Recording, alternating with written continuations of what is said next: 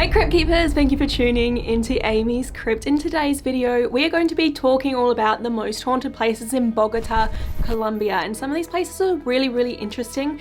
Some are a little bit scary, and I also have some footage to show you that claims to have captured real ghosts at some of these locations. Now, before we dive into that, I do just want to do a little bit of self-promo for my own Instagram account. Crypt Keepers, if you're not already following me at AmysCrypt over on Instagram, please go and do so. I'm trying to grow my following on that platform, and I'm putting a lot of work into posting really cool photos for you guys. But I think that's enough shameless self-promo. Let's dive right into our first location.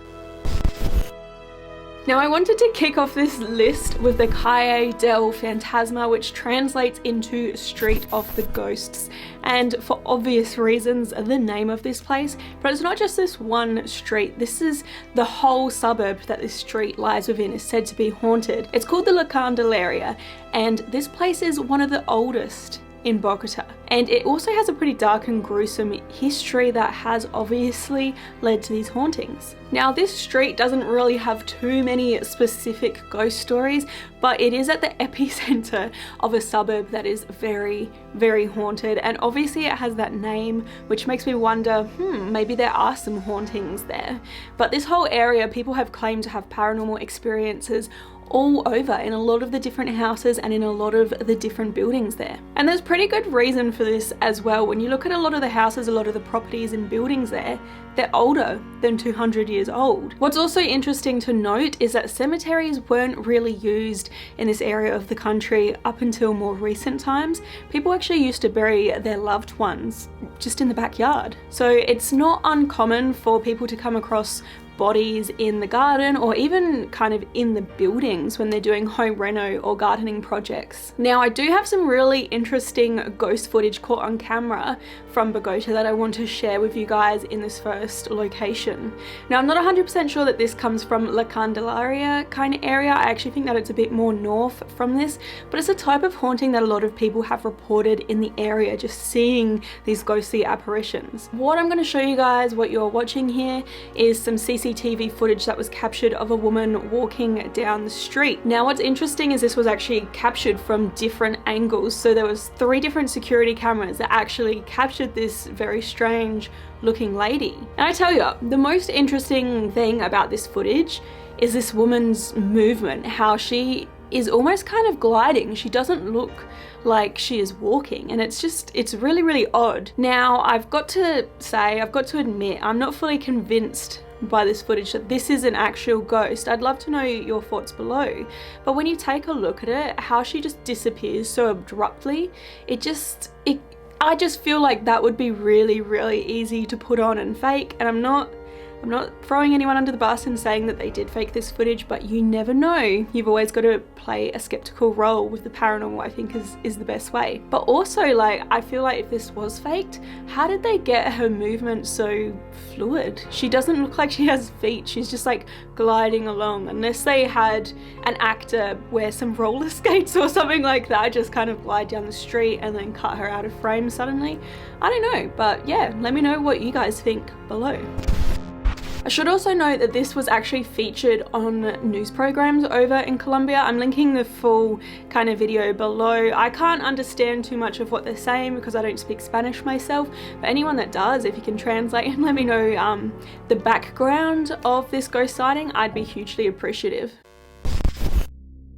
Our next location is a little bit different because it is in fact a restaurant. The name of this restaurant is La Brujas, which translates to the witch, which is very interesting and very fitting to this location because the building that it sits within was actually thought to at one time in its history to have imprisoned a witch. Now, I did a bit of research with this one, and like a lot of historical stories that talk about witches, it's very unlikely that this woman was actually a witch. Now, the building that contains this restaurant was actually used as a dungeon during the 1950s when Colombia was under a dictatorship. And the story here about the witch goes is that a woman lost her son and she was very desperate to to locate him, and she went searching everywhere, and she grew pretty fearful that he had been imprisoned and thrown into this dungeon. So what she thought she would do was befriend some of the military folk who actually worked at the dungeon. So she started bringing them food and drink, which at first they kind of accepted and welcomed, but then it got a little bit sus and they thought that she was up to something shady, obviously accused her of being a witch and threw her into the dungeon herself. And sadly, she's said to have rotted there for quite some time and just grew really, really mad until she actually died. And she is believed to be one of the spirits that haunts the La Bruja restaurant to this day. Now, this woman, known as the Bruja, known as the witch, is not the only spirit said to be haunting this restaurant. There's actually thought to be 2 other spirits there, both a male and a female, and they can at times be a bit testy and get a little bit aggressive. And there is a story where they actually attacked the restaurant manager, and the male spirit kind of pushed him down onto a sofa and pushed his face into it. So that's kind of terrifying, really. Now, I do also want to note for you guys, there's a couple of these restaurants in Bogota. It has kind of become a bit of a chain, but I think that it's a really cool place to go grab a drink and a bite to eat. And one of them is quite special to me because it's actually where Jared and I went to celebrate my first 100 subscribers on YouTube. That's how long ago it has been since we were in Colombia. It feels like a lifetime ago.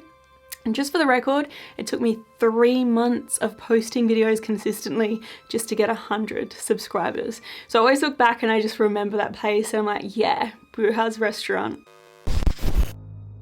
Alright, Crypt Keepers, our next up on this haunted Bogota list is the Casa San Miguel Museum. This place wasn't always a museum, it was actually the home to one of the most famous historical figures over in Bogota, and that is Juan Samano. This guy was a renowned military officer and the Viceroy of New Granada back in the early 1800s when the War of Independence was going on. So he was quite an important figure, but at the same time, it is said that he was actually a really, really horrible man during his lifetime. Apparently, this guy was so vile, if he didn't like you or he considered himself to be above you, which he often did to a lot of people, he would actually spit on you or even kick you as he passed you by. So Samano is actually said to have remained in his afterlife within his home. He is the one continuing to haunt this museum. And he's been described as just as unpleasant in the afterlife as he was during his life.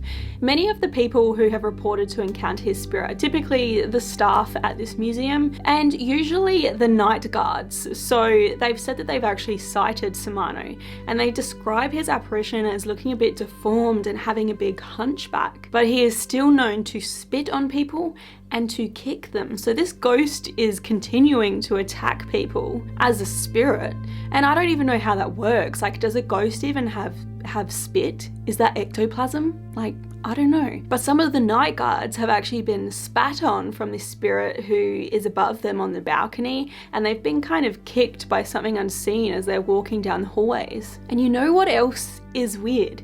This spirit has also been picked up on CCTV. So the museum has these security cameras all around it, just looking out for anything odd. And something odd has been captured on the camera that was unexplainable to the people who saw it. And this also made the news over in Colombia. So I'm gonna again link the full clip below. You can only see a few frames of this strange anomaly in this footage. And I'm not 100% convinced that this is the ghost of Samano either. It does look really, really odd though. It almost looks like you're looking at a cartoon ghost. You know how ghosts are very, how they are depicted in cartoons, very stereotypical white sheet with some crinkles down the bottom? That's kind of what this looks like if I had to describe what it was. It doesn't really look like an apparition or a person.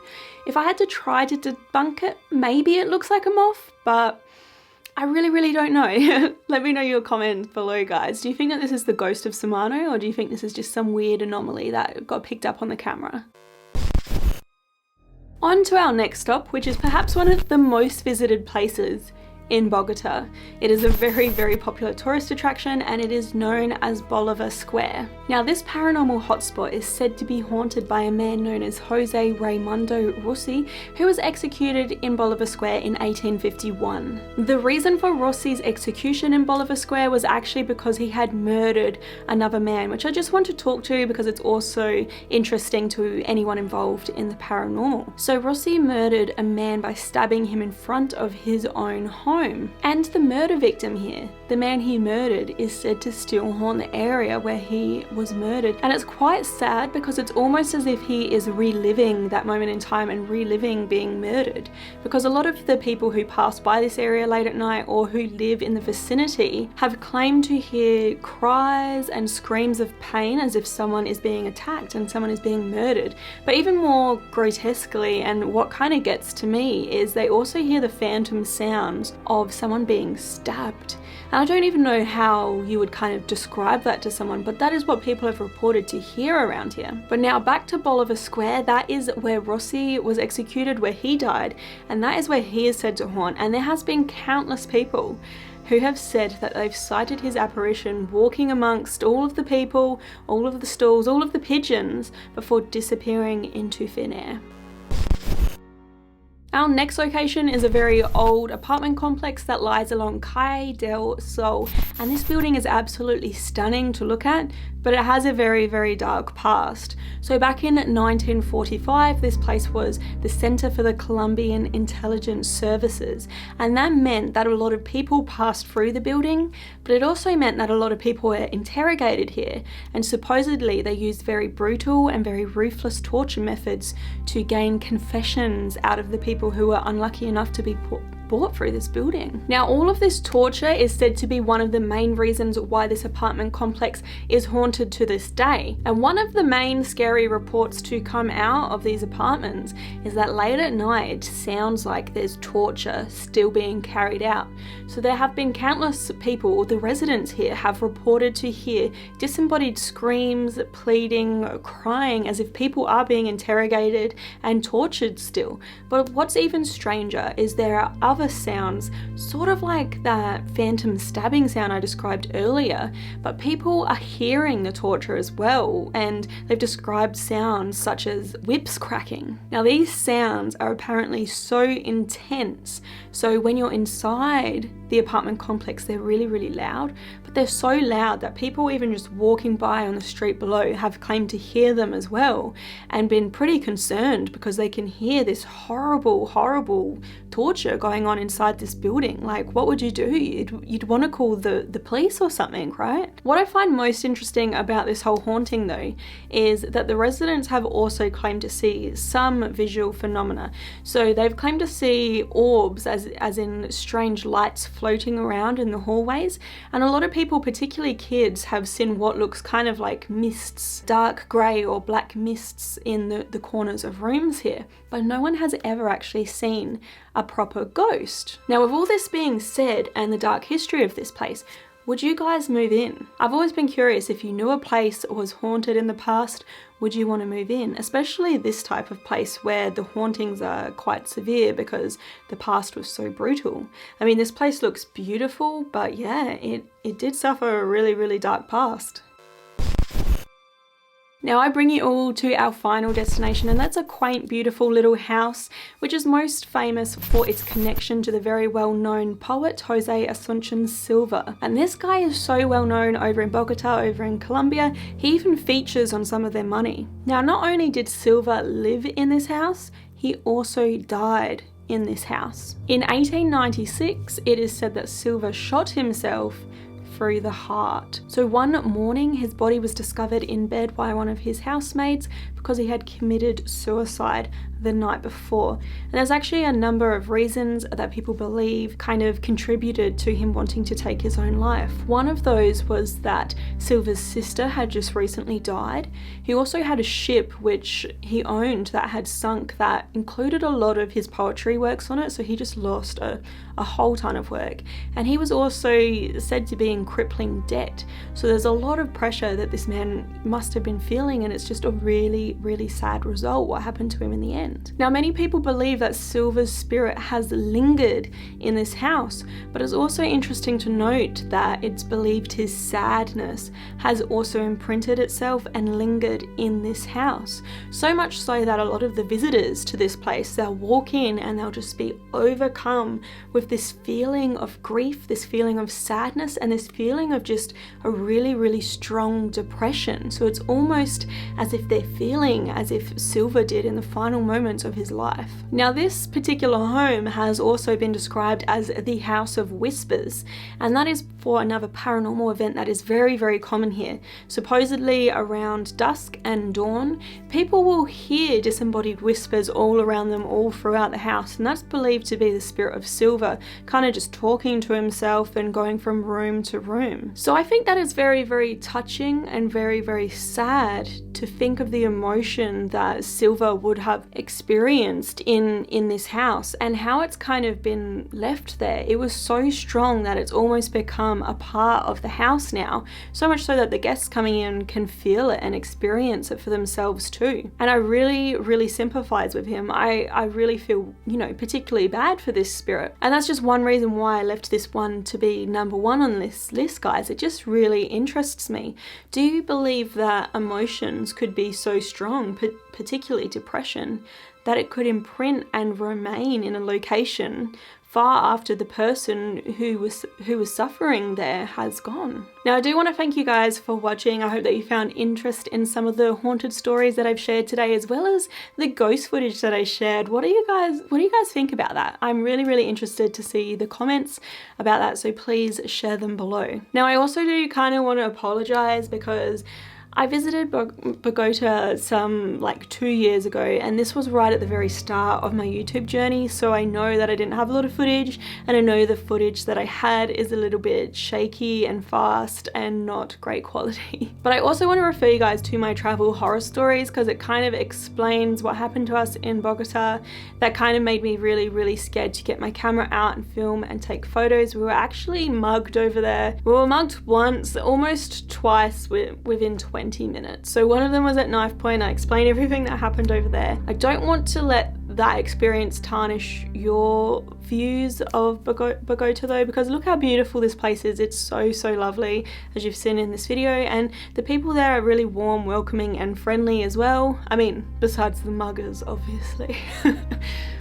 But yeah, I guess after those incidents, I still wanted to carry on filming, so I still went out. I just was really self-conscious and concerned every time I pulled my camera out, so I didn't get a lot of footage, and the footage I got was really kind of rushed. But you know, I've been sitting on this footage for a long time and I wanted to share these stories with you all, so I hope that you liked them. Anyway, if you guys did enjoy this video, please remember to like, comment, share and subscribe. That really helps me out.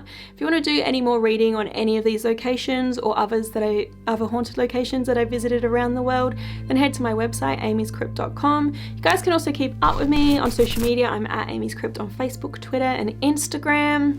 Thank you so much for watching, Crypt Keepers. Until next time.